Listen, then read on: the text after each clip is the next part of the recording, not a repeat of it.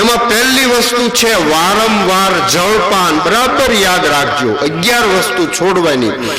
વારંવાર જળપાન. જળપાન એટલે પાણી પીવું. પાણી પીવાની મનાઈ નથી એકાદશીમાં, પણ વારંવાર જળપાન. ઘણા ટેવ હોય એવી, ઘડીક થાય ને પાણી પીવે, ઘડીક થાય. આયુર્વેદની દ્રષ્ટિએ ખૂબ પાણી પીવું એ મહત્વનું છે.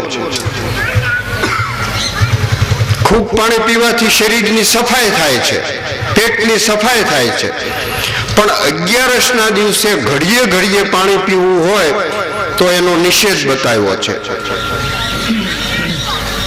વારંવાર જળપાન છે એનો ત્યાગ કરવો. ખૂબ જરૂરિયાત ઊભી થાય ત્યારે એકાદ વખત પાણી પીવું. બીજી વસ્તુ છે હિંસા. કોઈ પણ જીવની, આમ તો હિંસાનો નિષેધ જ છે આપણા પુરાણો શાસ્ત્રોમાં. કોઈ પણ પ્રકારની હિંસા એને તો મોટામાં મોટું પાપ કહેવામાં આવ્યું છે. પરહિંસા.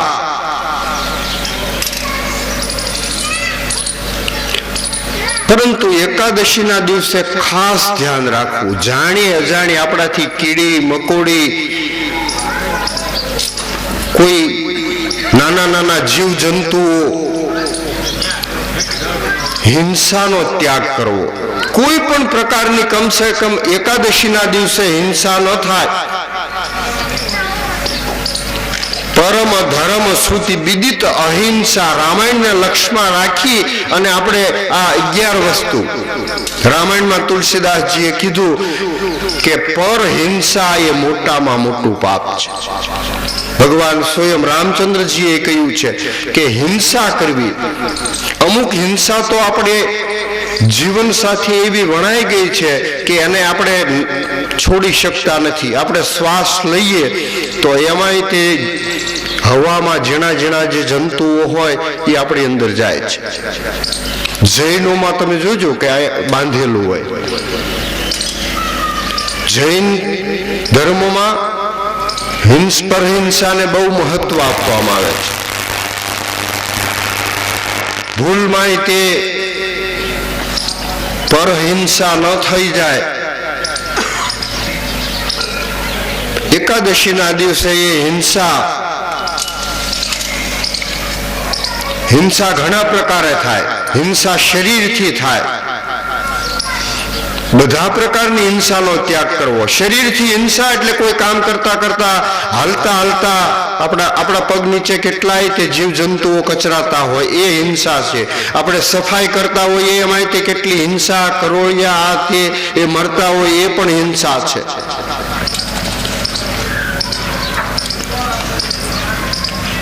શરીરની હિંસાનો ત્યાગ કરવો. ત્યાર પછી આવે છે મનની હિંસા. માણસ મનથી તે હિંસા કરતો હોય છે. આપણે મનમાં તે ઘણી હિંસા કરતા હોઈએ છીએ. કોઈનું ખરાબ મનમાં વિચારીએ, કોઈને મારવાના વિચારો કરીએ.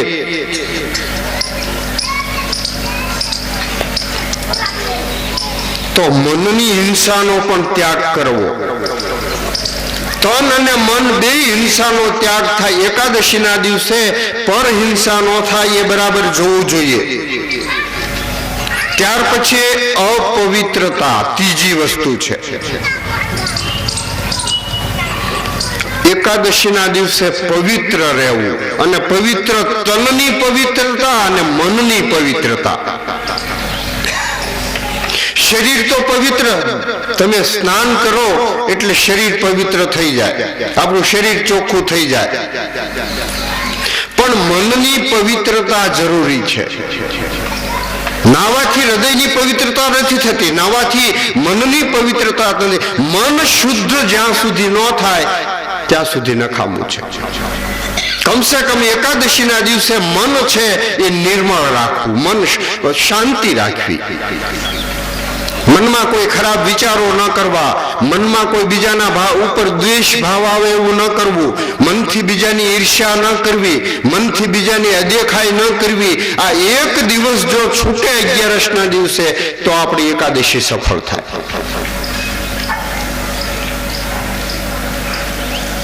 પવિત્રતા, અને પવિત્રતા તો અતિ મહત્વની છે. જેનું ઘર પવિત્ર હોય તો એનું શરીર પવિત્ર થાય, શરીર પવિત્ર હોય તો મન છે હૃદયમાં, એ મન પવિત્ર થાય શરીરમાં. તનની પવિત્રતા રાખવી, મનની પવિત્રતા રાખવી, અને વાણીની પવિત્રતા, બોલવાની. આપણા બોલવામાં બહુ મુશ્કેલી છે. આપણે બધા પવિત્ર બોલતા નથી. સત્યમ વદ પ્રિયમ વદ,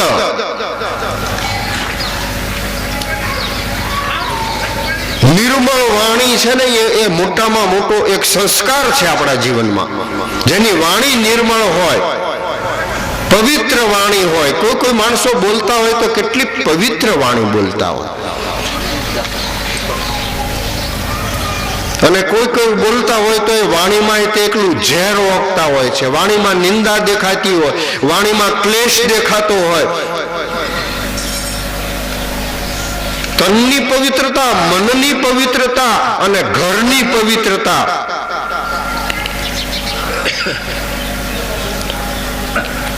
ચોથું છે અસત્ય ભાષણ. એકાદશીના દિવસે આપણે સત્ય કાંઈ, આપણે હરિશ્ચંદ્ર નથી કે આપણે સત્ય બોલી શકીએ આખી જિંદગી,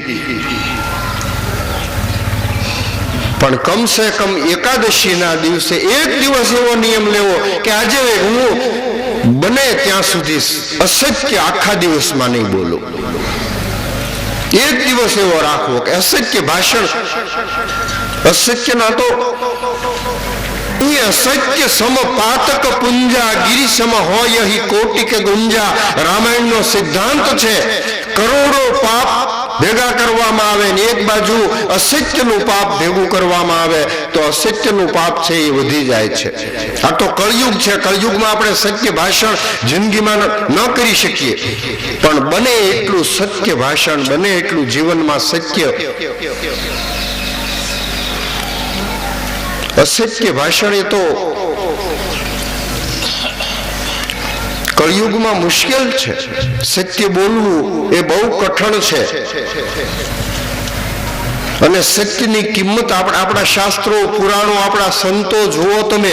સત્ય જેને બોલવાનો પ્રયત્ન કર્યો છે અને કેટલું કેટલું દુઃખ પડ્યું છે, કેટલી કેટલી મુશ્કેલી પડી. હરિશ્ચંદ્ર રાજાએ સત્ય બોલવાનું પ્રણ લીધું તો બજારમાં દીકરાને પત્નીને વેચવો પડ્યો. સિદ્ધિ રાજાએ સત્ય બોલ્યા તો દેહના કટકા કરી અને દાન આપવું પડ્યું. ગિરિસમ હોય કોટિક ગુંજા. અસત્ય એ મોટામાં મોટું પાપ છે. મોટામાં મોટો ધર્મ સત્ય છે, અને જીવનમાં સત્ય જાય તો પછી જીવનમાં કાંઈ બાકી રહેતું નથી. સત્ય એક જીવનમાંથી વયું જાય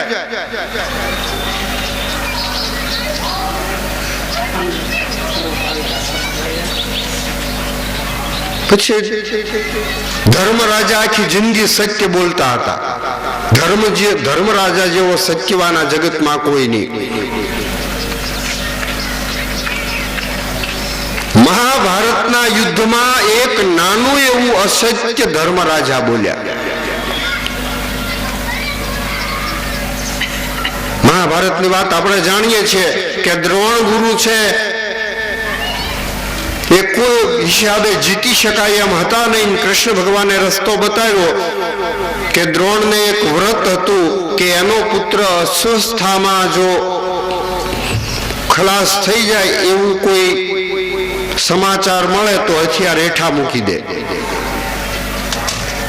અર્જુનને રસ્તો બતાવ્યો કૃષ્ણ ભગવાને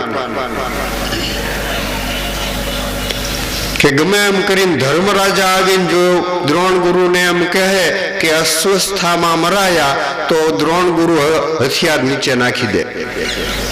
ધર્મરાજાને વાત કર્યું. ધર્મરાજા કે રાજ્ય ન મળવું હોય તો ભલે ન મળે, ભાઈઓ ખલાસ થઈ જવા હોય તો ખલાસ થઈ જાય, બાકી હું અસત્ય નહીં બોલું. કૃષ્ણ ભગવાને કથા છે બહુ સમજાવ્યા. પછી ધર્મરાજાને કૃષ્ણ ભગવાને રસ્તો કાઢ્યો. ભીમને લડાઈમાં એમ કહ્યું તું એક કામ કર, કૌરવ સેનામાં અશ્વસ્થા નામનો એક હાથી છે, એ હાથીને તું મારી આવ. એટલે ભીમસેન ગદાના પ્રહારથી હાથીને મારી નાખ્યો અશ્વસ્થામાં. કૃષ્ણ ભગવાને કહ્યું ધર્મરાજાને, હવે અસ્વસ્થામાં મરાણો છે, તમારે એટલું જ કહેવાનું એટલે તમે સાચું બોલ્યા એમ નક્કી થાય, કારણ કે અસ્વસ્થા નામનો હાથી મરાણો છે.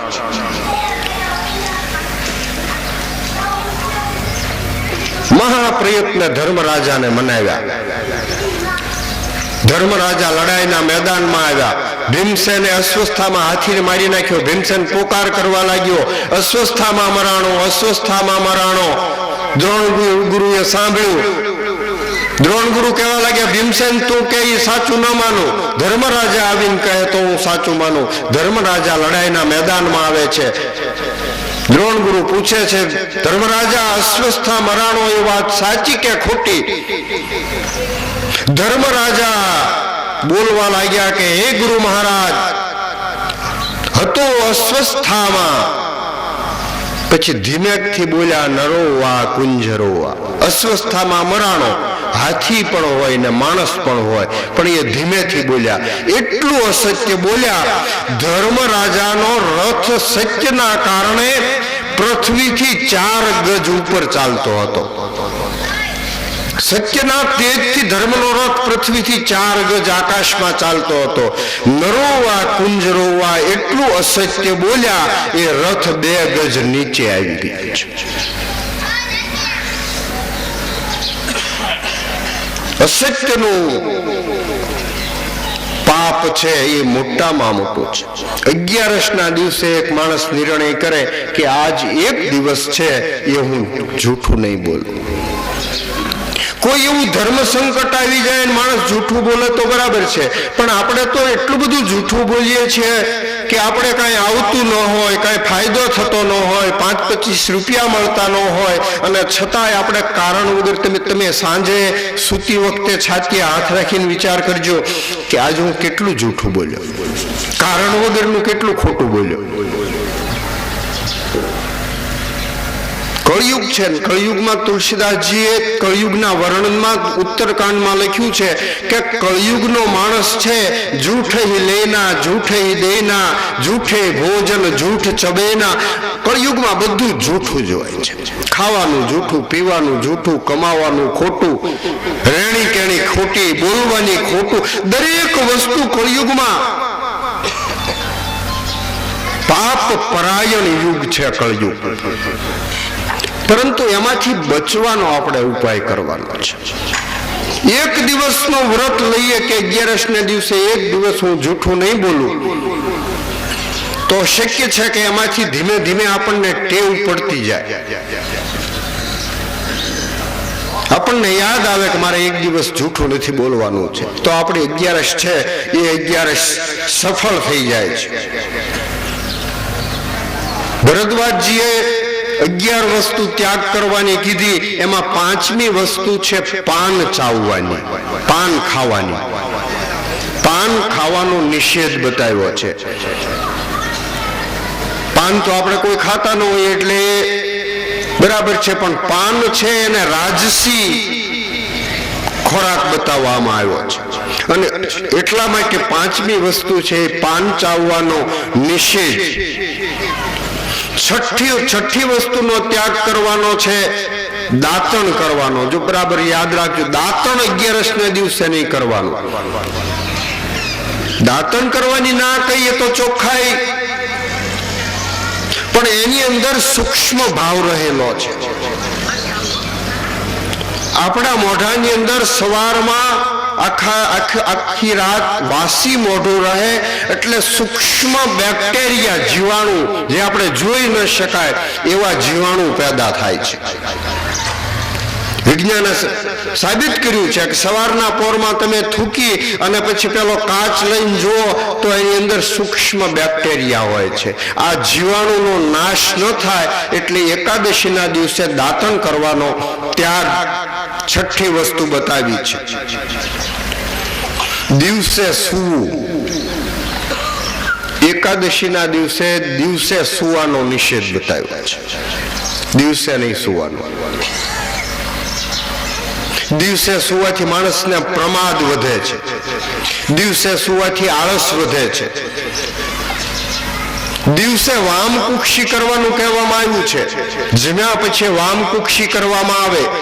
તમે 15-20 મિનિટ છે એ ડાબા પડખે સુવો તો તમે ખાધેલું હોય એ પચી જાય તો વામકુક્ષી કરવાની છૂટ. પણ દિવસે છે એ લાંબો સમય સુવાથી પ્રમાદ પેદા થાય છે. 8મી વસ્તુ એકાદશીને દિવસે ત્યાગ કરવાની છે, મૈથુન ત્યાગ કરવાની છે. 8 પ્રકારના મૈથુન શાસ્ત્રમાં બતાવ્યા છે. એ જે મૈથુન 8 પ્રકાર જે 8 પ્રકારના મૈથુનોનો ત્યાગ કરવાનું કીધું છે. 9મી વસ્તુ જુગાર, જુગારનો ત્યાગ કરવો. એ તો આપણે કઈ કરતા નથી એટલે આપણને બહુ સરળ છે. 10મી વસ્તુ છે એકાદશીએ રાત્રિએ જાગરણ કરવું. હવે આપણે જે જાગરણ કરીએ છીએ,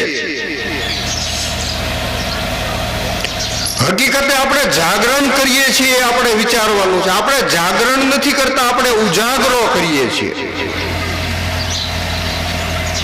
જાગરણ અને ઉજાગરામાં ફેર છે. એક વાત યાદ રાખજો તમે. જાગરણ એટલે જાગૃતિ. આપણા હૃદયમાં આપણો આત્મા જાગૃત થાય એવા કામ આપણે રાતે કરીએ તો એને જાગરણ કહેવાય. બાકી ગંજીપતો લઈને આપણે સવાર સુધી બેસીને પછી કઈ કાલે મેં જાગરણ કર્યું તો એ જાગરણ નથી. જાગરણ અને ઉજાગરો એ બે વસ્તુ. જાગરણ એટલે જાગૃતિ, જીવનમાં જાગૃતિ પેદા થાય એવું જાગરણ. હરિનામ, હરિકીર્તન, ઈશ્વર તરફ પ્રેમ વધે એવું કાર્ય રાતે થાય તો એને જાગરણ. અને 11મી વસ્તુ છે એ પતિત મનુષ્યો સાથે વાર્તાલાપ. પતિત જે પાપી છે, જે દુષ્ટ છે, જે ઈર્ષ્યાળુ છે, જે અદેખો છે, આવા મનુષ્યો સાથે વાર્તાલાપ કરવાની એકાદશી રહી અને નિષેધ આપ્યો છે. એકાદશીએ સજ્જનોનો સંગ કરો, સારા માણસોનો સંગ કરો. આપણા ઘરમાં આપણને એવું લાગતું હોય કે આ માણસ છે એ પતિત છે. પતિત એટલે જે પડી ગયેલો એટલે સંસ્કારથી પડેલો હોય, ધર્મથી પડેલો હોય, એની સાથે વાર્તાલાપનો નિષેધ આપ્યો છે. સંગની અસર થાય છે, યાદ રાખજો. જુગારીઓની પડખે ઉભા રહેવું એ સંગ કર્યો. આપણે જુગાર ન રમીએ પણ એની પડખે ઉભા રહ્યો. કોઈ પાપ કરતો હોય એની પડખે ઉભા રહ્યો ને તો એની અસર તમને થાય છે. કોઈ ખરાબ કામ કરતો હોય ને એની બાજુમાં તમે ઉભા રહ્યો, કોઈ ખોટું બોલતો હોય ને એની સાથે તમે ઉભા રહો તો એનું પાપ તમને લાગે, છાંટા ઉડે છે.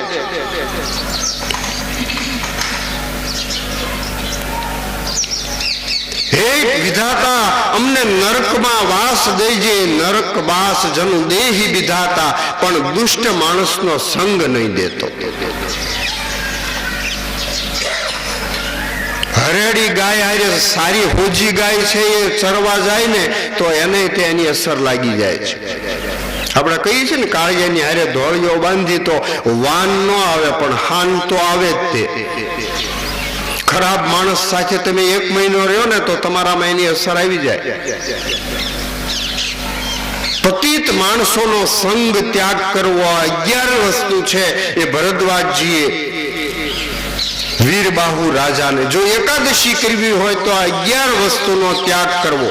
સંગ છે એ બહુ ખરાબ ચીજ છે.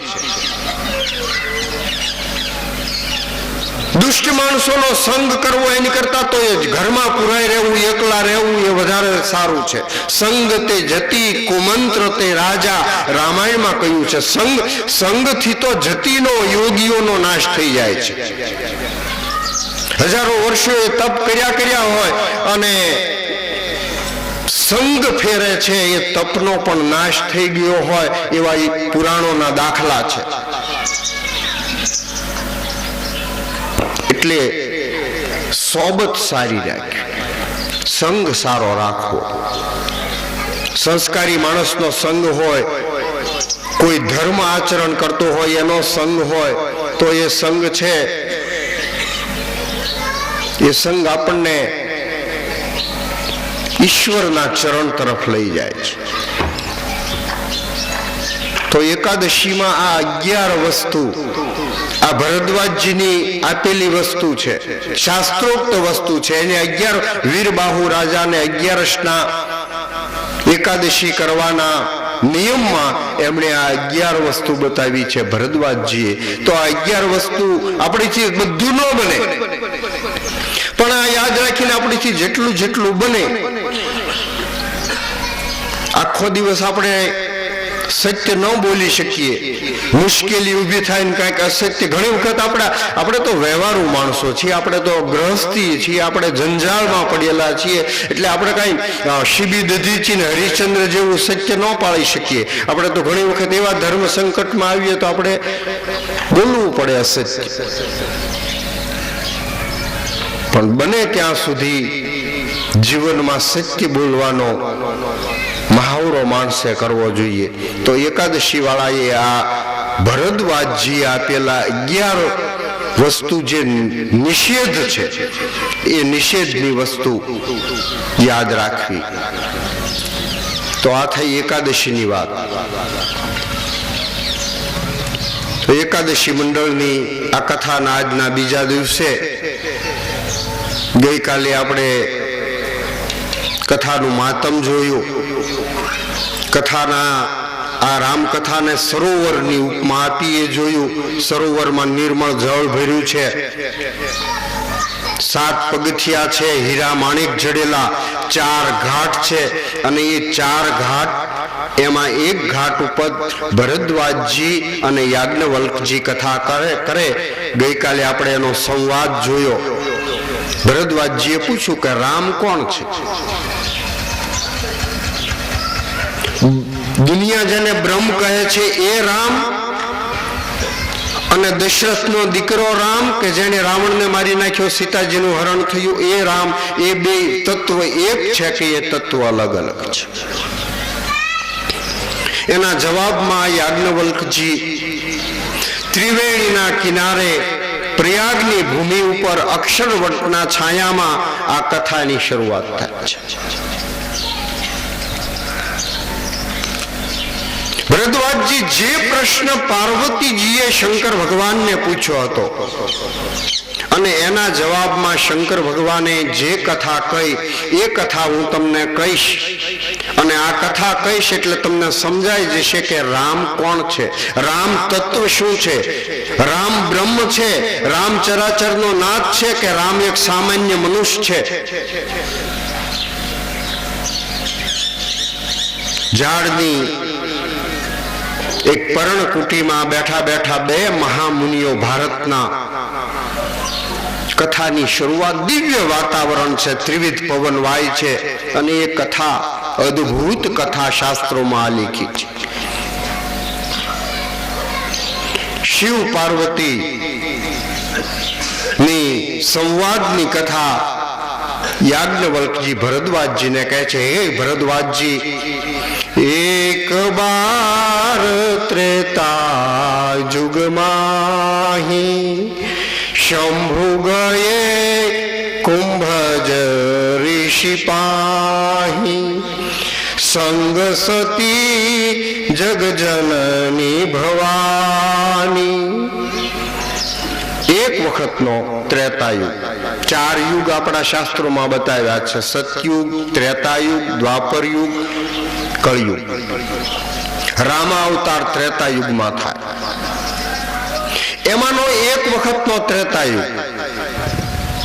એ ત્રેતાયુગમાં શંકર ભગવાન કથા સાંભળવા કુંભજ ઋષિ, અગસ્ત ઋષિના આશ્રમે જાય છે, એવી કથા છે. રામાયણની રચના શંકર ભગવાને કરી છે. રામાયણનો પહેલો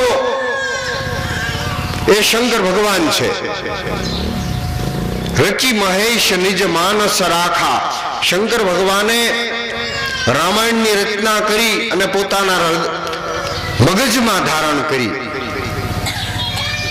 જેણે રામાયણની રચના કરી એ વ્યક્તિ, એ મહાપુરુષ રામાયણ સાંભળવા અગસ્ત મુનિના આશ્રમે, વિચાર કરો એને રામાયણ તરફ કેટલો પ્રેમ હશે. શંકર ભગવાનનું નિવાસ સ્થાન કૈલાસ પર્વત ઉપર, ભારતનો છેલ્લો ભાગ હિમાલય, અને અગસ્ત ઋષિનો આશ્રમ મધ્યપ્રદેશમાં અરવલ્લીની પહાડીઓમાં અગસ્ત મુનિનો આશ્રમ. કુંભજ ઋષિ, અગસ્તનું બીજું નામ કુંભજ ઋષિ છે. એની ઉત્પત્તિ ઘડામાંથી થઈ હતી. ઘડામાંથી, એનો ગર્ભ ઘડામાં વિકાસ પામ્યો અને એ ઘડામાંથી એની ઉત્પત્તિ થઈ એટલે એનું નામ કુંભજ ઋષિ પડ્યું. અગસ્તના વાયદા કહેવામાં આવે છે. લડાયક મુનિ છે, કેટલાય રાક્ષસોને ખલાસ કરી નાખ્યા અગસ્ત મુનિએ. શંકર ભગવાન કથા સાંભળવા માટે અગસ્ત મુનિના આશ્રમે અડધું ભારતનો પ્રવાસ કરી અને વિંધ્યાચળની પહાડીઓમાં જ્યાં અગસ્ત ઋષિનો આશ્રમ છે ત્યાં આવે છે. એકલા નથી આવતા. સંગ સતી જગજનની ભવાની, જગતની માતા આદિ શક્તિ ભગવતી પાર્વતીજીને સાથે લઈને આવે છે. કથાનો એક નિયમ છે કે પતિ પત્ની બે સાથે કથામાં આવે. ભક્તિનો પંથ પતિ પત્ની સાથે ભક્તિ કરે તો એ ભક્તિ છે એ ગૃહસ્થ જીવનમાં ખૂબ ફળ આપે છે. પણ ઘણા સંતોના તમે જીવન જુઓ તો એ પતિ પત્ની, ક્યાં પત્ની છે એ વિરોધી હોય ને ક્યાં પતિ વિરોધી. નરસિંહ મહેતાને ગાવું પડ્યું, પત્ની ગુજરી ગઈ તો ભલી થઈ ભાંગી જંજાળ, અને હવે સુખે ભજશું શ્રી ગોપાળ. માણેક મહેતી છે એ ભક્તિ નહોતા કરતા, અને છતાંય નરસિંહ મહેતા એ ભક્તિ મૂકી નહીં. એ તો કોઈકના જીવનમાં એવા પ્રસંગ બને કે પતિ પત્ની જ્યાં એક મના ત્યાં સ્વર્ગ ઊભું થાય. પતિ અને પત્નીના મન જ્યાં એક હોય, આ તો કહેવાય. બાકી જીવનમાં લગભગ આપણા કળયુગમાં આવું બનતું નથી. છાતીએ હાથ રાખીને વિચારી જોજો કે આપણે પતિ અને પત્ની એક મના છીએ. ઘણા ભાઈઓ બળાપો ઠાલવતા હોય તો ઘણી બહેનો છે એ ભેગી થાય ત્યારે બળાપો ઠાલવતી હોય. મુશ્કેલી ઊભી થાય. બે જણા સાથે જો ધર્મ કાર્ય કરે તો એ ગૃહસ્થી જીવન છે એ દિવ્ય બને છે. તો ઘણા ભક્તોને એ લાભ મળ્યો છે કે બે જણા ભક્તિ કરતા હોય, બે જણા ઈશ્વરના પંથમાં હોય. શંકર ભગવાન પાર્વતીજીને સાથે લઈને સંગ સતી જગત જનની ભવાની અને વિંધ્યાચળની પહાડીઓમાં અગસ્ત મુનિના, પાર્વતીજી જગત જનની છે, આદિ શક્તિ છે. ભવાની સાથે લઈને અગસ્તજીના આશ્રમે આવ્યા. અગસ્ત ઋષિએ આગતા સ્વાગતા કરી. ધન ભાગ આજે મારા આંગણે ભગવાન શિવને પાર્વતી પધાર્યા, પૂજા કરી છે. અગસ્તજીની બેસવા માટે દાભડાના આસન આપ્યા, શિવ ભવાનીને બેસાડ્યા, વનફળ ખાવા માટે આપ્યા, પૂજા કરીને હાથ જોડી અને અગસ્તજી ઉભા રહ્યા. હવે પાર્વતીજી મનમાં વિચાર કરવા લાગ્યા કે જેની પાસે કથા સાંભળવા માટે આવ્યા છીએ તો ઈ માણસ તો શંકર ભગવાનની પૂજા કરે છે, તો આ માણસ કથા શું કહેવાનું? સતીના મનમાં પાર્વતીજીનું આ જન્મનું નામ સતી હતું. પાર્વતીજી બીજા જન્મમાં થયા, આ જન્મમાં સતી અને શિવ.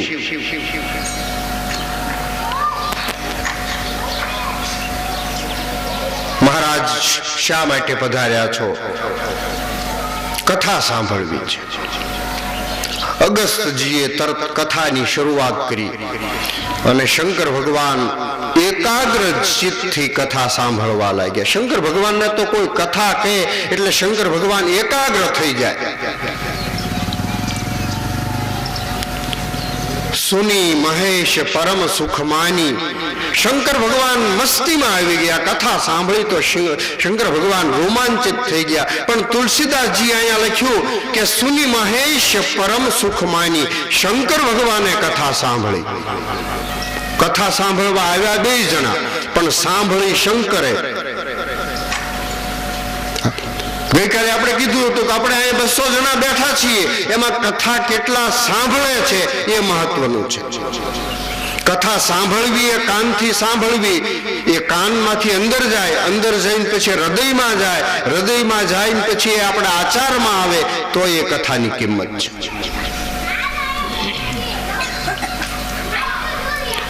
બેઠા હતા 2 જણા, શિવ અને સતી 2 બેઠા હતા, પણ સાંભળી એકલા શંકરે. પાર્વતીજી સતીનું ધ્યાન કથામાં નહોતું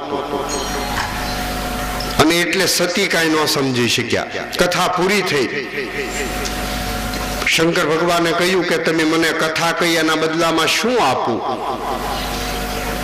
મહારાજ મને ભક્તિનો ઉપદેશ આપો.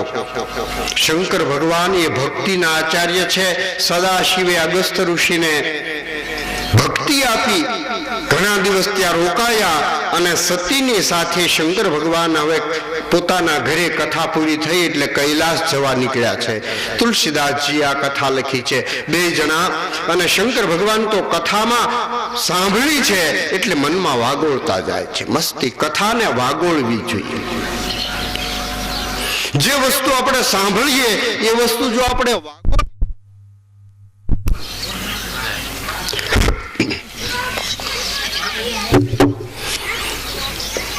તો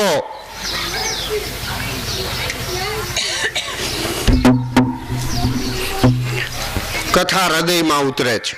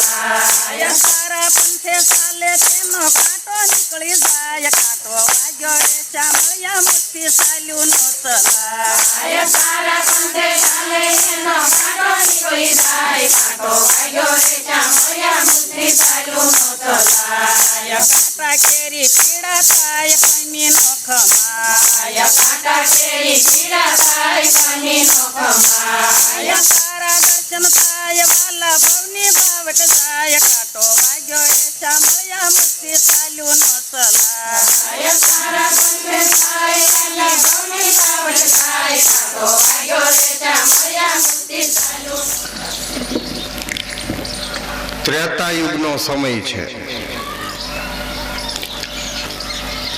રામ અવતાર થઈ ચૂક્યો છે અને શંકર ભગવાનને સતી ઘરે જતા હતા એ વખતે બરાબર સમય એવો હતો કે રામ લક્ષ્મણ ને જાનકીજી વનમાં નીકળી ગયા હતા, દંડકારણ્યમાં રહ્યા હતા.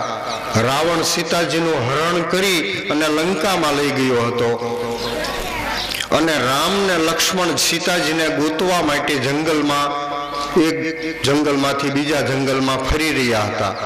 બરાબર એ વખતે શિવ અને સતી પોતાના નિવાસ સ્થાને કૈલાસમાં જવા માટે નીકળ્યા છે.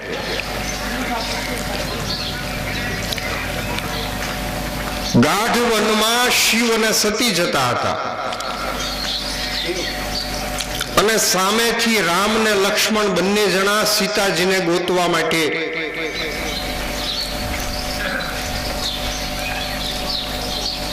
ભગવાન રામચંદ્રજી મનુષ્ય લીલા કરે છે એટલે સીતાજીને રાવણ ઉપાડી ગયો એટલે રામજી છે એ સામાન્ય મનુષ્યની જેમ આપણે અરણ્યકાંડની કથામાં જોશું કે ભગવાન છે એકદમ પાગલ જેવા બની ગયા છે. હે સીતે, હે સીતે. એક સામાન્ય માણસ પત્ની ખોવાઈ જાય ને જેમ વિહવળ બની જાય એમ રામજી વિહવળ બની ગયા છે. ઘડીક હરણાઓને પૂછે, ઘડીક ભમરાઓને પૂછે, ઘડીક હાથીઓને પૂછે. સીતાજી જોયા, આંખમાંથી આંસુ વયા જાય, જટા વિખરાઈ ગઈ. એમ રામ લક્ષ્મણ આવે છે અને એ જ રસ્તા ઉપરથી શિવ અને સતી કૈલાસે જવા નીકળ્યા. શંકર ભગવાનના મનમાં એમ થાય છે કે રામકથા સાંભળી અને હવે જો રામના દર્શન થાય તો બહુ આનંદ થાય. તો દૂરથી રામ લક્ષ્મણને આવતા શંકર ભગવાને જોયા. શિવજીએ વિચાર કર્યો કે ધન્ય છે. વિચાર કર્યો તો રામજી લક્ષ્મણ સામેથી આવી રહ્યા છે, પણ વિચાર કરવા લાગ્યા કે રામા અવતાર છે એ મનુષ્ય અવતાર છે. જો હું બ્રહ્મ તરીકે રામને પગે લાગીશ તો સતીને ખબર પડી જશે કે આ તો બ્રહ્મ છે. રામજી તો ગુપ્ત રૂપે અવતર્યા છે, એને તો મનુષ્ય લીલા કરવાની છે અને જગતમાં જો જાહેર થઈ જાય તો એ બરાબર ન કહેવાય. શંકર ભગવાને વિચાર કર્યો કે માનસિક પ્રણામ કરીશ, જાહેર પ્રણામ નહીં કરું. આ બાજુથી રામ ને લક્ષ્મણ આવે છે, આ બાજુથી શિવ અને સતી જાય છે. બે સામે મળ્યા. રામજી તો પાગલની જેમ હે સીતે, હે સીતે. શંકર ભગવાન બાજુમાં થઈને નીકળ્યા. કોઈ પ્રિય વ્યક્તિ મળી જાય તો માણસના ચહેરાના ભાવ ફરી જાય છે. કોઈ વેરી આપણને હામો મળી જાય ને તોય આપણા ભાવ ફરી જાય. કોઈની હારે આપણે બોલતા ન હોઈએ ને એ બજારમાં હામો મળે ને તો તરત ખબર પડી જાય કે આ બે બોલતા નથી. એમ કોઈ આપતજન આપણો પ્રિય માણસ મળે ને તો તે આપણું હૃદય છે એ આનંદિત થાય છે. શંકર ભગવાન રહી શક્યા નહીં, બાજુમાં થઈને નીકળ્યા, પણ શંકર ભગવાનથી બે હાથ જોડાઈ ગયા. હે સચ્ચિદાનંદ, આપને નમસ્કાર છે. એટલું શંકર ભગવાનને બોલવું નહોતું તોય બોલાઈ ગયું. સચ્ચિદાનંદ, સચ્ચિદાનંદ છે એ બ્રહ્મ માટે વપરાય છે. નીકળી ગયા. રામ લક્ષ્મણ તો આ બાજુ રવાના થઈ ગયા. બે પાગલની જેમ સીતાજીને ગોતે છે અને રામ દર્શન થયા એટલે શંકર ભગવાનના હૃદયમાં આનંદના ઉમળકા બ્રહ્મ દર્શન થયા છે. રૂવાડા બેઠા થઈ ગયા છે, નેત્રોમાં આંસુ આવી ગયા છે. શંકર ભગવાન રામ દર્શન થતા મસ્ત બની ગયા છે. સતી વિચાર કરે છે કે એક સામાન્ય રાજકુમાર પાગલની જેમ પત્નીની પાછળ રખડે છે અને શંકર ભગવાન તો 3 લોકનો નાથ છે. એને એક રાજકુમારને જય સચ્ચિદાનંદ કહીને પગે લાગ્યા. મનમાં સતીને આવો તર્ક આવ્યો એનું કારણ કથા સાંભળી નહોતી. શંકર ભગવાને કથા સાંભળી હતી, સતીએ કથા નહોતી સાંભળી એટલે એના મનમાં આવો સંશય, આવી શંકા કુશંકા થવા લાગી છે. સતી વિચાર કરવા લાગ્યા કદાચ બ્રહ્મ છે એ બ્રહ્મ અવતાર લઈને આવ્યો હોય તો બ્રહ્મ એ તો ત્રિકાળ જ્ઞાની છે. બ્રહ્મ કઈ આવો હોય સીતાજીને રાવણ ઉપાડી જાય એની પાછળ મારી પત્ની ક્યાં છે જાડવાને પૂછે, પાગલની જેમ, કામી મનુષ્યની જેમ, આવો કઈ બ્રહ્મ ન હોય. સતીને મનમાં ભ્રાંતિ ઉત્પન્ન થઈ, બ્રહ્મ તરફ સંશય ઉત્પન્ન થયો. મનમાં શંકર ભગવાન જાણી ગયા કે મારા પત્નીના મનમાં રામ તરફ શંકા ઉભી થઈ છે. ઈશ્વર તરફની શંકા છે એ માણસને ખલાસ કરી નાખે છે. પછી ચાહે એ મોટો બ્રહ્માજી કેમ ન હોય, મનમાં ઘૂંટાવા લાગ્યા કે આવો કાંઈ બ્રહ્મ ન હોય. અને બ્રહ્મ ન હોય તો શંકર ભગવાન એને બ્રહ્મ કહીને પગે લાગે તો એ બરાબર નથી. તો શંકર ભગવાન તો કોઈ દિવસ જૂઠું બોલે નહીં. શંભુ વચન પુની મૃષા ન હોય. શંકર ભગવાનના વચનો ક્યારેય ખોટા ન હોય. શિવજી સમજી ગયા, પત્નીના મનની વાત શંકર ભગવાન જાણી ગયા. પૂછવા લાગ્યા, સતી, તમારા મનમાં જે રામ વિષયક શંકા ઊભી થઈ છે એ બરાબર નથી. હજી કથા સાંભળીને આપણે ઘરે નથી પહોંચ્યા. જે કથા અગસ્ત્ય મુનિએ આપણને કહી છે, જે રામ કથા તમે સાંભળી છે, એ જ આ રામ છે, એ જ બ્રહ્મ છે, એ જ ચરાચર જગતનો નાથ છે અને મારો પતિ છે. એના ઉપર તમે શંકા કરો કે આ સામાન્ય માણસ છે. શંકર ભગવાને બહુ સમજાવ્યા. યદ્યપિ કહા શિવ બાર બહુ, સતીના મનમાં સંશય મિટ્યો નહીં. પતિના કહેવા છતાં પત્નીના હૃદયમાં શંકા નાશ પામી નહીં. એટલે શંકર ભગવાને ઉભા રાખ્યા. સતી ઉભા રહેશો, એક કામ કરો, આ રામ લક્ષ્મણ જે ચાલ્યા જાય છે, તમે એની પરીક્ષા કરી આવો કે એ બ્રહ્મ છે, ચરાચરનો નાથ છે કે એક સામાન્ય માણસ છે.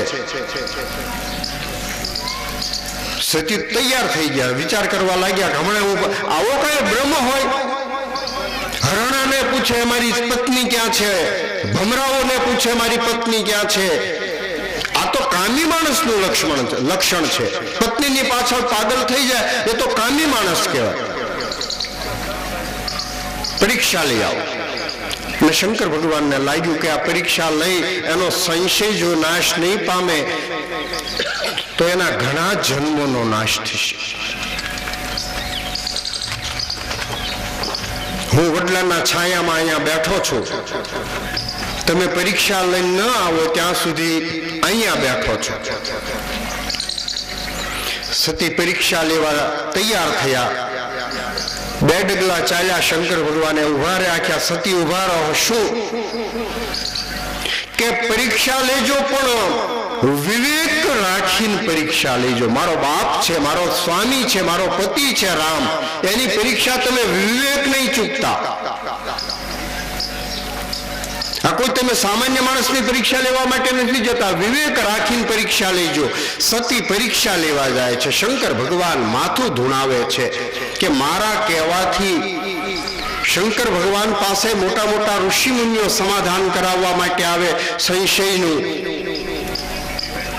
કહેવત છે ને કે દુનિયા જેને માનતી હોય ને તો ઘરનું માણસ એનું ન માને. ઘરનું માણસ એને માન ન આપે. એને તો પતિ હોય તો એ સામાન્ય માણસ બરાબર હોય. સતી વિચાર કરવા લાગ્યા, કઈ રીતે પરીક્ષા લઉં? રામ બ્રહ્મ છે, ચરાચર જગતનો નાથ છે કે સામાન્ય માણસ છે? મનમાં વિચાર કરતા કરતા સતી જાય. બહુ વિચાર કરીને સતીએ નિર્ણય કર્યો. તુલસીદાસજીએ લખ્યું કે માણસ બહુ વિચાર કરે ને ત્યારે મોટા ભાગે ઊંધું નાખે છે. અતિ વિચાર છે. સતીએ એવું જ કર્યું. ખૂબ વિચાર કરી અંતે તો કહેવત છે ને કે સ્ત્રીની બુદ્ધિ પગની પાનીએ હોય. આ તો કહેવત છે, બાકી સ્ત્રીઓ તો બહુ બુદ્ધિશાળી હોય છે. પણ સતીએ આજે એવું કર્મ કર્યું, એટલો બધો વિચાર કર્યો. જૂની વાત આપણે ઘણી વખત કરીએ છીએ ને કે શેઠ સવારના પોરમાં દાંતણ કરતા હતા, ઓટલે બેસીને દાંતણ કરે, અને રોજ શેઠને દાંતણ કરવાનો સમય ને એ જ વખતે બરાબર ગામનું ધણ છે એ ત્યાંથી નીકળે. બેયનો સમય ગામનું ધણ નીકળે. એમાં ગામના પટેલની એક ભેંસ હતી, નવચંદ્રી ભેંસ, મોટી હાથી જેવી ભેંસ, શિંગડા આમ અઢી આંટા મારી ગયેલા, એવી ડાલામથી ભેંસ બધાની આગળ હોય ને એની પાછળ ગામનું ધણ નીકળે. દાંતણ કરતા કરતા શેઠ વિચાર કરે કે આ ભેંસના શિંગડામાં માથું નાખ્યું હોય તો જાય કે ન જાય. રોજ વિચાર કરે, રોજ આને દાંતણ કરવું, ઓલી ભગરી ભેંસને નીકળવું ત્યાંથી. રોજ શેઠ વિચાર કરે કે આના શિંગડામાં માથું જાય કે નહીં. 6 મહિના સુધી દાંતણ કર્યું, 6 મહિના સુધી વિચાર કર્યો. શેઠે વિચાર કર્યો કે આવતીકાલે તો ગમે આમ કરીને આ પ્રયોગ કરવો જ છે. સવારમાં શેઠ દાંતણ કરવા બેઠા, ગામનું ધાણ નીકળ્યું, આગળ પેલી ભેંસ નીકળી અને શેઠ દોડી અને ભેંસના શિંગડામાં છે એ માથું ભરાવી દીધું. માથું હલવાઈ ગયું અને ભેંસ ભડકી. ભેંસ ભાગવા લાગી.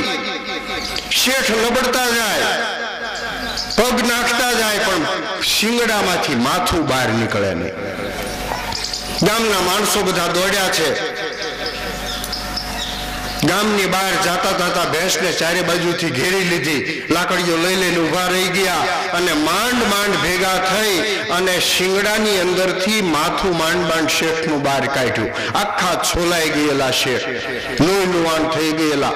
ભેંસને બરાબર પકડી રાખી, માથું બહાર કાઢ્યું. શેઠને થોડો ખા વળ્યો. ગામના માણસો કહેવા લાગ્યા, શેઠ, કાંઈ વિચાર કર્યા વગર તમે આ ભેંસના શિંગડામાં માથું નાખ્યું. શેઠ કે 6 મહિના વિચાર કર્યો. એક દી વિચાર નથી કર્યો, 6 મહિના વિચાર કરી અને પછી મેં માથું ભેંસના શિંગડામાં નાખ્યું. આમ સતીએ ખૂબ વિચાર કર્યો. ઘણા માણસો હોય કે વિચાર કર્યા વગર આપણા ગામમાં એવું બનેલું. એક ભાઈના ઘરે એને ટાંકી હતી ને, એ ટાંકી આમ ધાબાની ઉપર મોટી ટાંકી. એ બેન હતા ને, બેન થોડાક આમ શરીરના હેવી, કે ટાંકી વિછળવા ટાંકીની ઉપર ચડી ગયા. પછી પાછા ટાંકીની અંદર ઉતર્યા, સાફ કરી, પણ પછી બહાર ન નીકળી કે બોલો. એના પતિદેવ બહારથી ઘરે આવ્યા, 2 જણા એ થઈને કાઢ્યા. તારે એ બહાર નીકળ્યા પછી મને પૂછતો તો વિચાર કરીને અંદર પડ્યા હતા કે એમને.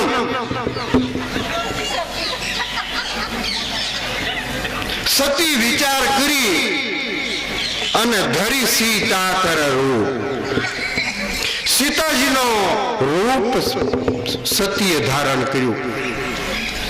સતી મનમાં વિચાર કરવા લાગ્યા કે હું સીતાજીનું રૂપ અને જગતની માતા જગદંબા સીતાજીનું રૂપ ધારણ કરે, એમાં શું કહેવાનું? આબે હું સીતાજીની પ્રતિકૃતિ. વિચાર કર્યો કે રામની બાજુમાં જાઓ અને જો આ સામાન્ય માણસ હશે તો એ મને ઓળખી લેશે, દોડશે મારી તરફ કે સીતાજી મળી ગયા. અને જો ચરાચરનો નાથ હશે, બ્રહ્મ હશે, તો મને ઓળખી લેશે કે આ સતી છે. આવો વિચાર કરી અને સીતાજીનું રૂપ ધારણ કરી અને જે રસ્તે રામ લક્ષ્મણ જતા હતા એ રસ્તે બનાવટી સીતાના રૂપમાં સતી ગયા. લક્ષ્મણજી ઓળખી ગયા. લક્ષ્મણજી વિચાર કરવા લાગ્યા કે કોઈ રામા અવતારમાં સતીએ સીતાનું રૂપ ધારણ કર્યું હોય એવું બન્યું નથી. લક્ષ્મણજી ચૂપ થઈ ગયા. ભગવાનને જે ઈચ્છા હોય એમ કરશે. સીતાજીને જોયા એટલે રામચંદ્રજીએ 2 હાથ જોડ્યા, પગે લાગ્યા. પગે લાગ્યા એટલે સતીને સમજી જવું જોઈએ, પતિ છે એ પત્નીને પગે ન લાગે. રામ પગે લાગ્યા છે. કેવા લાગ્યા રામજી કે માતાજી તમે આ વનની અંદર એકલા કેમ છો? માતાજી કહીને બોલાવ્યા સીતાજીને. કહા વૃષકેતુ, મારા પિતા ભગવાન શંકરને છોડી અને તમે વનની અંદર ફરવા માટે નીકળ્યા છો. રામજી એમ કહેવા માગે છે કે હે સતી, પત્ની ક્યારેય પતિને છોડી નીકળતી નથી. આજે તમે અધર્મ કરી રહ્યા છો. પતિને છોડી અને તમે આમ જ્યાં કીધું ત્યાં સતી સમજી ગયા કે આ તો બ્રહ્મ છે. કાંઈ બોલ્યા નહીં, મોઢામાંથી કાંઈ અવાજ નીકળ્યો નહીં.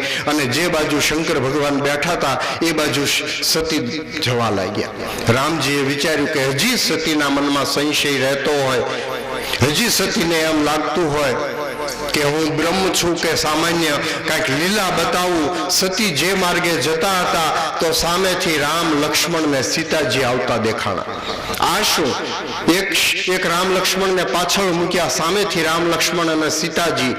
દક્ષિણ બાજુ જોયું તો એ બાજુ રામ લક્ષ્મણ ને જ્યાં જુએ ત્યાં રામ લક્ષ્મણ ને સીતાજી દેખાવા લાગ્યા. ચક્કર આવવા લાગ્યા સતીને. રસ્તાની અંદર બેસી ગયા, માથું ગોઠણમાં દબાવ્યું, કાંઈ સૂઝતું નથી, પસ્તાવો કરે છે. મેં રામની પરીક્ષા, બ્રહ્મની પરીક્ષા લેવા માટે પ્રયત્ન કર્યા. શંકર ભગવાન તો વડલાના ઝાડ નીચે બેઠા બેઠા વિચાર કરે, દક્ષ સુતા કર નહીં કલ્યાણા, પારો સતીનું કલ્યાણ નથી થવાનું. અસ કહી જપત લગે હરિનામા. શંકર ભગવાન તો રામના નામનો જપ કરવા લાગ્યા છે. સતીને થોડીક વારે માથું ઊંચું કર્યું, ભગવાને પોતાની માયા સંકેલી લીધી તો દૂર દૂર પેલા રામ લક્ષ્મણ જઈ રહ્યા છે. સતી જાય છે, શંકર ભગવાન જ્યાં બેઠા છે મનમાં વિચાર કરવા લાગ્યા, શિવને હું શું જવાબ આપીશ? રામના પત્નીનું રૂપ મેં ધારણ કર્યું, શંકર ભગવાનને જવાબ શું આપીશ? ધીમે ધીમે ગયા છે શિવજીની પાસે. ત્યાં પહોંચ્યા શંકર ભગવાન હસવા લાગ્યા. નિમ્ન પરીક્ષા કવન વિધિ સત્ય કહું મોહી બાત. હે સતી, તમે રામની પરીક્ષા લેવા ગયા હતા, પરીક્ષા કઈ રીતે લીધી? સત્ય કહું મોહી બાત, તમે સાચે સાચું કહેજો. આજે શિવને કહેવું પડ્યું કે તમે સાચું કહેજો, નહીં તો આ તો જગતની માતા જગદંબા છે, એને કાંઈ ખોટું બોલવાનું કોઈ પ્રયોજન ન હોય. પણ આજે શિવને લાગ્યું કે જેને બ્રહ્મ તરફ શંકા પડે એ કદાચ જૂઠું પણ બોલે. એટલે માણસ એક ભૂલ કરે તો એ ભૂલની જો કબૂલાત થઈ જાય તો ત્યાં અટકી જાય. પણ માણસનો સ્વભાવ છે કે એક ભૂલ કરે પછી એ ભૂલને ઢાંકવા માટે બીજી ભૂલ કરે, એને ઢાંકવા ત્રીજી ભૂલ કરે, પછી ભૂલોની પરંપરા થઈ જાય. કઈ રીતે પરીક્ષા લીધી?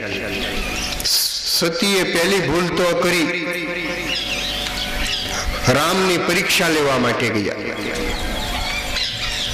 હવે બીજી ભૂલ કરે છે, પતિની પાસે જૂઠું બોલવાની, ખોટું બોલવાની ભૂલ કરી છે. શું પરીક્ષા લીધી? કછું ન પરીક્ષા લિન્ન ગુસાઈ, કરે પ્રણામ તુમારી કી નાહી. હાથ જોડ્યા સતી, મહારાજ મેં કોઈ પરીક્ષા નથી લીધી. મહારાજ પરીક્ષા લેવા માટે હું ગઈ હતી, પણ રસ્તામાં મને એવો વિચાર આવ્યો કે મારા સ્વામી શંકર ભગવાન જો એમ કહેતા હોય કે આ બ્રહ્મ છે તો મારે માની લેવું જોઈએ. એટલે મેં માની લીધું કે ખરેખર એ બ્રહ્મ છે. એટલે કરે હું પ્રણામ, તમે જેમ પગે લાગ્યા એમ હું રામને પગે લાગીને પાછી આવી. કચ્છ ને પરી કોઈ પરીક્ષા નહીં. સતી જૂઠું બોલ્યું છે. શંકર ભગવાન વિચાર કરવા લાગ્યા કે માર કરતો માણસ કોઈ જતો હોય, કોઈનો રોકાતો ન હોય, અને 5 મિનિટે આવીને એમ કે એ ભાઈને તો હું પગે લાગીને પાછો આવ્યો, તો આવું બને નહીં. સમાધિ અવસ્થામાં શંકર ભગવાને જોયું, બધી લીલા જોઈ. ઓહ, સતીએ મારી માતાનું રૂપ ધારણ કર્યું છે, સીતાજીનું રૂપ ધારણ કર્યું. 2 જણા કૈલાસે જવા માટે નીકળ્યા. રસ્તામાં શંકર ભગવાન વિચાર કરતા જાય છે કે સતીએ મારી માતાનું રૂપ ધારણ કર્યું, અને હવે સતી સાથે જો હું ગ્રહ સંસાર નિભાવું તો મારો ધર્મ માર્ગ નષ્ટ થઈ જાય. પત્ની તરીકે હવે મારા સતીનો સ્વીકાર કરી શકાય નહીં. મનમાં શંકર ભગવાને વ્રત લીધું, સંકલ્પ કર્યો કે આજથી સતીનો હું ત્યાગ કરું છું. મારી માં બન્યા છે, રામ મારા પિતા છે, સીતાજી મારા માતાજી છે, અને મારી માનું રૂપ સતીએ ધારણ કર્યું. આજથી હું સતીનો ત્યાગ કરું છું, માં સ્વરૂપે આજે માનીશ. સતીને પ્રગટ કાંઈ કીધું નહીં. આકાશમાં દેવતાઓ જય જયકાર કરવા લાગ્યા. હે મહાદેવ, હે પિનાક પાણી, તમારી પ્રતિજ્ઞાને ધન્ય છે. તમારી સિવાય આવી મહાન ભીષણ પ્રતિજ્ઞા કોણ કરી શકે? સતી પૂછવા લાગ્યા શિવજીને, મહારાજ કઈ પ્રતિજ્ઞા તમે લીધી? કોઈ વાત નહીં. સતીને વાત બધી શંકર ભગવાને એને લાગ્યું કે સતીને દુઃખ થશે જો હું પ્રતિજ્ઞાની વાત કરીશ. બે કૈલાસે આવ્યા, પોતાની પર્ણકુટીએ આવ્યા. શિવજી વિચાર કરવા લાગ્યા, હવે જો હું આશ્રમમાં રહીશ તો એ બરાબર નથી. એટલે શંકર ભગવાન સમાધિ કરવા માટે સતીને કહેવા લાગ્યા, મારે સમાધિમાં બેસવું છે. પોતાનું પ્રિય જે ઝાડ હતું, શંકર ભગવાન વડલાના ઝાડ પાસે ગયા અને શંકર ભગવાને આંખો બંધ કરી. શાસ્ત્રોમાં કથા છે કે શિવજીને સહજ સમાધિ થતી. આંખ બંધ કરી રામનું બાળ રૂપ હૃદયમાં ધ્યાન ધર્યું અને સીતારામ સીતારામનું સ્મરણ કર્યું. શંકર ભગવાનને લાગી સમાધિ, અખંડ સમાધિ શિવજીને લાગી ગઈ છે.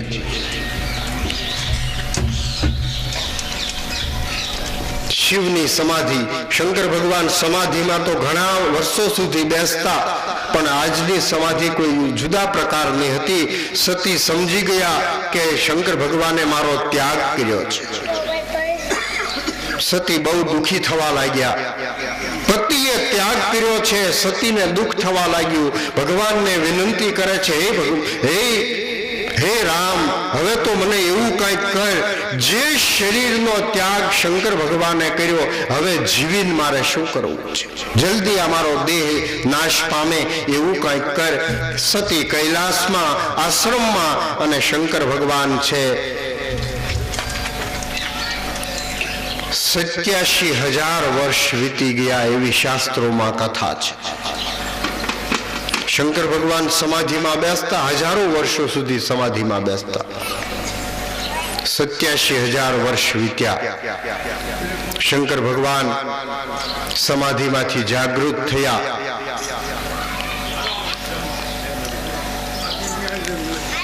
સીતારામ સીતારામ શબ્દનો નાદ કર્યો. સતીને ખબર પડી કે શંકર ભગવાન જાગ્યા. અને કાયમનો નિયમ હતો કે જ્યારે જ્યારે શંકર ભગવાન સમાધિમાંથી જાગે એટલે સતી પૂજાનો થાળ તૈયાર કરે. શિવને જે પ્રિય વસ્તુઓ હતી, અર્ક, બધા પુષ્પો, એ બધું લઈ અને સતી ત્યાં જાય, પૂજા કરે, શિવને પુષ્પ અર્પણ કરે. અને પછી સતી અને શંકર ભગવાન ત્યાં બેઠા બેઠા ઇતિહાસ પુરાણોની વાતો કરે. આજે સતી થાળ લઈને ત્યાં ગયા. શંકર ભગવાનને લાગ્યું કે સતી આવ્યા, મારા ડાબા ભાગમાં હવે એને બેસવાનો અધિકાર નથી. પતિના ડાબા ભાગમાં. વામાંગે ચ વિભાતિ ભુધુર સુતા દેવા પગા મસ્તકે, ડાબા ભાગમાં સતીનું સ્થાન છે. રોજ ત્યાં બેસતા. શંકર ભગવાને વિચાર કર્યો એ બેસે ઈ પહેલા શંકર ભગવાને કહ્યું, સન્મુખ શંકર આસન દિનના, સતી અહીં સામે બેસો. સતીને સામે બેસાડ્યા છે. માતાનું સ્થાન સામે, દીકરાની સામે. દીકરા જમવા બેસતો હોય તો મા એની સામે બેસીને જમાડે, અને પત્નીને છે એ ડાબા ભાગે બેસીને જમાડવાનો અધિકાર છે. સન્મુખ શંકર આસન દિનના, અને સામે જ્યાં આસન આપ્યું ત્યાં સતીને થઈ ગયું ખલાસ. મને મા તરીકે શંકર ભગવાન માને છે. પસ્તાવો કરવા લાગ્યા છે. પછી તો સતીનો પસ્તાવો દૂર કરવાના અનેક પ્રકારની કથાઓ, વાર્તાઓ શંકર ભગવાન કહેવા લાગ્યા. પણ હવે પતિએ ત્યાગ કરી દીધો હોય, એ પત્નીના હૃદયમાં શું વેદના હોય. એ અરસામાં એક બિના બની કે દક્ષ રાજાએ એક યજ્ઞ કર્યો હતો. દક્ષ રાજા એટલે આ સતીના પિતા. દક્ષ રાજા દેવતાઓના પ્રજાપતિ છે. દક્ષ રાજાને 16 કન્યાઓ હતી, 16 દીકરીઓ. ચંદ્રને એક પુત્રી આપી હતી રોહિણી નામની. યમને એક પુત્રી આપી હતી, અને એક પુત્રી અગ્નિદેવને આપી હતી, સ્વાહા નામની પુત્રી. છેલ્લી સૌથી નાની દીકરી હતી એ સતી શંકરને આપ્યા હતા. દક્ષ રાજા યજ્ઞ કરતા હતા. દક્ષ રાજાએ બધા દેવતાઓને કંકોત્રી લખી, ઋષિમુનિઓને કંકોત્રી લખી, પણ પોતાની સૌથી નાની દીકરીને અને જમાઈને કંકોત્રી લખી નથી. દક્ષ રાજાને એવું લાગેલું કે શંકર ભગવાન છે, દેવતાઓની સભામાં દક્ષ રાજા ગયા એટલે બધા દેવતાઓએ એને ઊભા થઈને માન આપ્યું. શંકર ભગવાન મસ્તીમાં બેઠા હતા રામ નામમાં, એટલે શંકર ભગવાન ઊભા ન, આ પૂર્વમાં બનેલો પ્રસંગ, શંકર ભગવાન ઊભા નહોતા થયા એટલે દક્ષ રાજાને અપમાન લાગ્યું કે મારા જમાઈએ મારું અપમાન કર્યું. આ અપમાનનો બદલો લેવા માટે દક્ષ રાજાએ યજ્ઞ કર્યો. કોઈએ આપણને લગ્નની કંકોત્રી ન મોકલી હોય, આપણને લગ્નમાં ન બોલાવ્યા હોય, તો એનો બદલો લેવો હોય તો આપણે બધાને જમવાનું આમંત્રણ આપવું પડે ને. એને બદલો લેવો હોય તો બધાને આમંત્રણ આપીએ ને એક માણસને ન આપીએ તેનો બદલો લેવાઈ જાય. દક્ષ રાજાએ એવું કર્યું છે. બધા દેવતાઓને લખ્યું, ઋષિ મુનિઓને તેડાવ્યા, દિગ્પાળોને તેડાવ્યા, 15 પોતાની દીકરીઓ હતી દીકરીઓને તેડાવી, સતીને તેડાવ્યા નહીં. પણ આકાશમાં દેવતાઓ વિમાનમાં બેસી બેસીને જાય, દેવતાઓની સ્ત્રીઓ ગીત ગાતી જાય. કૈલાસ ઉપર થઈને વિમાન નીકળ્યા બધા. આકાશમાં દ્રષ્ટિ ગઈ સતીની. શંકર ભગવાન અહીંયા કથા કહેતા હતા, પુરાણોની વાતો કહેતા હતા, એમાં સતીની દ્રષ્ટિ આકાશમાં ગઈ. પૂછવા લાગ્યા, મહારાજ આ બધા દેવતાઓ ક્યાં જાય છે? દેવલોકમાં કાંઈ પ્રસંગ હોય તો આપણને તો આમંત્રણ હોય, આપણને ખબર પડે, ખબર નથી પડતી આ ક્યાં જાય છે. સતી, તમારા પિતા યજ્ઞ કરે છે, બહુ મોટો યજ્ઞ કરે છે, બધાને તેડાવ્યા છે, પણ આપણને આમંત્રણ પત્રિકા નથી. તમારા પિતાને મારી ઉપર થોડોક મનમાં કુભાવ છે એટલે આપણને આમંત્રણ નથી. સતી બહુ રાજી થયા. બાપને ત્યાં કોઈ મોટો પ્રસંગ હોય ને તો દીકરીને ખૂબ આનંદ થાય. વિચાર કરવા લાગ્યા કે શંકર ભગવાન જો રજા આપે તો થોડાક દિવસ આ યજ્ઞ નિમિત્તે મારા પિતાના ઘેર જાઓ, આ ઘણા દિવસનું દુઃખ છે એ દૂર થાય. એટલે હાથ જોડીને સતી કહેવા લાગ્યા કે સ્વામીનાથ, જો આજ્ઞા આપો તો મારા પિતાને ત્યાં યજ્ઞ છે, હું જાઉં. શંકર ભગવાન કહેવા લાગ્યા કે પિતાને ત્યાં યજ્ઞ છે તો તમારે જવું જોઈએ, પણ આપણને આમંત્રણ નથી, પત્રિકા વગર જવું એ બરાબર ન કહેવાય. સતી દલીલ કરવા લાગ્યા. સતી એ દક્ષના પુત્રી છે, અને દક્ષ એટલે બુદ્ધિ. સતી તર્ક વિતર્ક ગમે એ બાબતમાં સતી છે એ બુદ્ધિ ચલાવે છે. મહારાજ, પુરાણોમાં એવું કહેવામાં આવ્યું છે કે અમુક માણસના ઘેરથી આપણને આમંત્રણ ન આવ્યું હોય તો ત્યાં જવામાં કોઈ બાદ નથી. મિત્રના ઘેરથી કંકોત્રી ન આવી હોય તો આપણે ત્યાં જવું જોઈએ, એમાં આમંત્રણની જરૂર નહીં. ગુરુના ઘેરથી કંકોત્રી ન આવી હોય તો આપણે ત્યાં જવું જોઈએ, ગુરુનો ઘેર જવામાં કોઈ બાદ નહીં. પિતાના ઘેરથી કંકોત્રી ન આવી હોય તો દીકરી કંકોત્રી વગર જઈ શકે. શંકર ભગવાન કે એ વાત સાચી, પણ કોઈ પણ વિરોધના કારણે આપણને આમંત્રણ ન આપ્યું હોય તો આપણે જઈ શકાય નહીં. પણ સતીનો અનેક દલીલો કરે છે. શંકર ભગવાન હારી ગયા છે. શંકરજી કહેવા લાગ્યા, તો સુખેથી જાઓ, હું તો તમને આજ્ઞા નથી આપતો કે આમંત્રણ વગર જવું એ વાત બરાબર નથી. વીરભદ્ર નામનો એક ગણ છે, એ ગણને સાથે મોકલ્યો રક્ષા કરવા માટે. સતી અહીંયા પિતાના ઘરે યજ્ઞમાં જાય છે. દક્ષ રાજાએ બધાને આખા ઘરને બોલાવીને કહી રાખ્યું કે મેં સતીને આમંત્રણ નથી આપ્યું, શંકરને સતી નહીં આવે, અને કદાચ આ લોકો આવે તો ઘરમાંથી કોઈએ એની સાથે બોલવાનું નથી. 15 દીકરીઓને કહી રાખ્યું કે કોઈએ સતીને બોલાવવાની નથી. સેવકોને કહ્યું કોઈએ આવકાર આપવાનો નથી. કડક પ્રતિબંધ.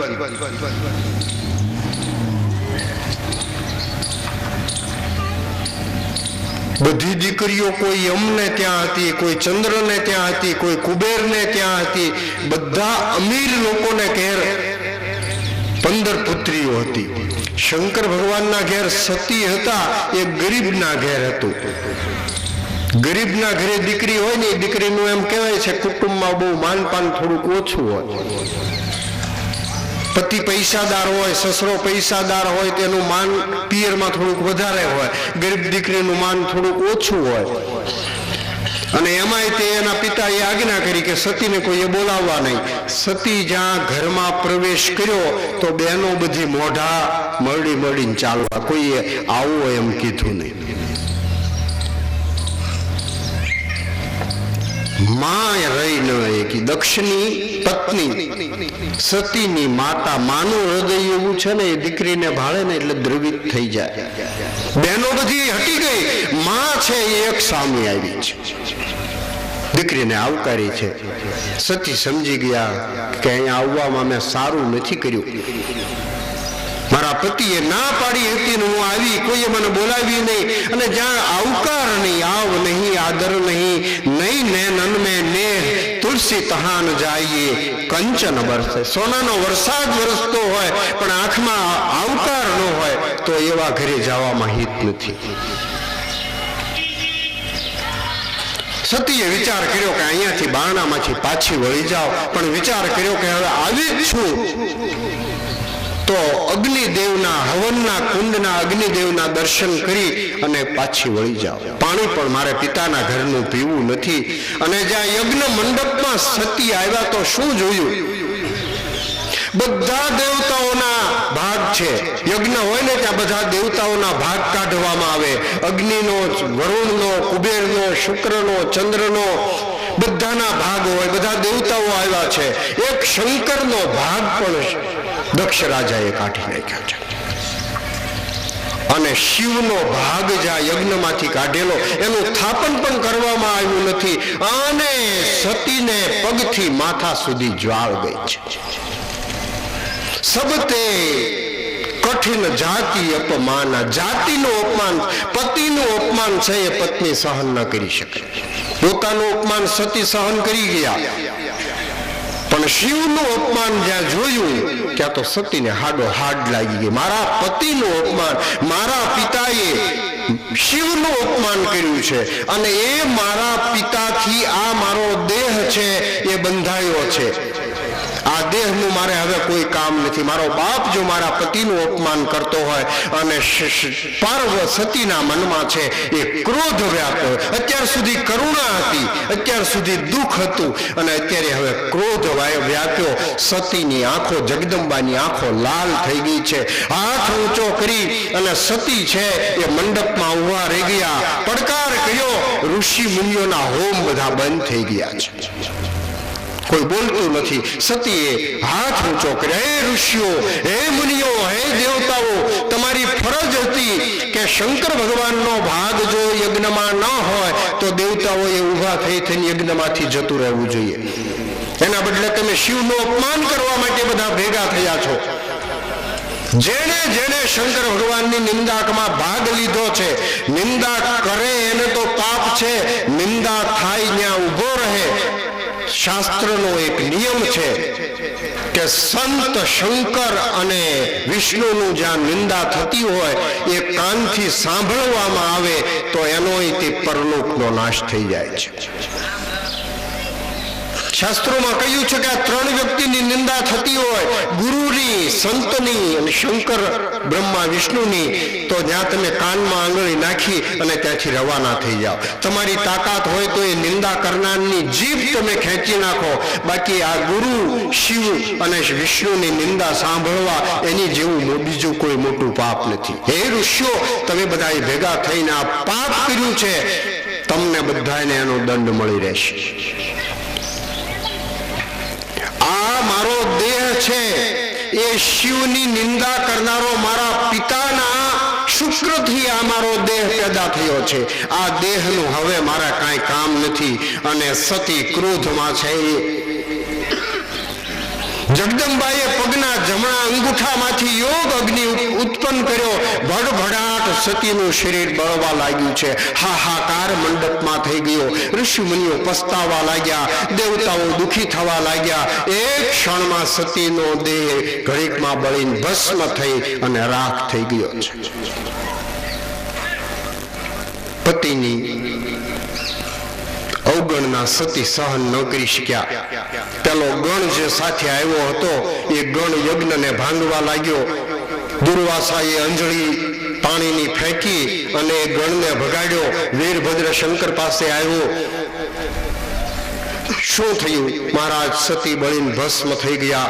ક્રોધાયમાન ભગવાન શિવજી થઈ ગયા. જટા પછાડી અને અનેક જ્વર અને અનેક ગણ ઉત્પન્ન કર્યા. હાથ જોડીને ગણ ઉભા રહ્યા. મહારાજ આજ્ઞા, જાઓ દક્ષ રાજાને દંડ આપો, દેવતાઓને દંડ આપો, ઋષિ મુનિઓને દંડ આપો. અને આ ગણ છે એ શિવ પુરાણની કથા છે કે આખો યજ્ઞ છે એ ખલાસ કરી નાખ્યો. જે ઋષિઓએ સતીની સામે આંખ ઊંચી કરી હતી એના ડોળા ફોડી નાખ્યા. જેણે આંગળી ચીંધી હતી એના હાથ કાપી નાખ્યા. અને દક્ષ રાજાનું માથું છે એ ધડથી જુદું કર્યું અને અગ્નિના કુંડમાં સ્વાહા કરી નાખ્યો. આખો યજ્ઞ વિધ્વંસ થઈ ગયો.